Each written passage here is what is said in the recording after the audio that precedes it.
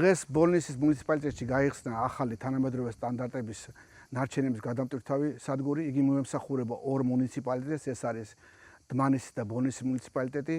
ეს შეადგენს თეცხაროში მშენებარე ნარჩენების განთავსების ობიექტის ინფრასტრუქტურის შემადგენელ ნაწილს. საბოლოო ჯამში მათი ექსპლუატაციის შესვლა გაუმჯობესებს როგორც მუნიციპალიტეტების ეკოლოგიურ მდგომარეობას, ისე რეგიონის. ვაგრძელებთ ახალი ობიექტების გახსნას. დღეს ვიმყოფებით ბოლნისის მუნიციპალიტეტში, სადაც იხსნება ახალი გადამტვირთვავი სადგური, რომელიც შედგება 4 უჯრედისაგან, მოეწყო შესაბამისი ინფრასტრუქტურა, აღიჭურვა სპეც ავტომობილებით.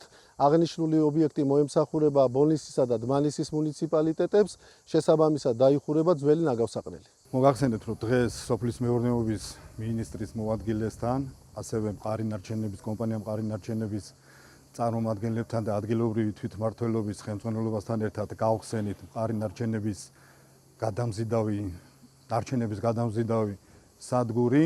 ეს პროექტი არის ძალიან მნიშვნელოვანი როგორც ადგილობრივი მუნიციპალიტეტისთვის, ასევე ზოგადად ჩვენი ქვეყნისთვის, ვინაიდან ეს ემსახურება გარემოს დაცვას, ეკოლოგიის.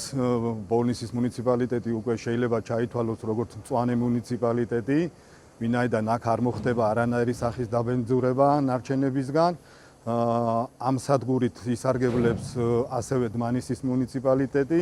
ეს არის შემკრების სადგური და აქედან მოხდება გადაზიდვა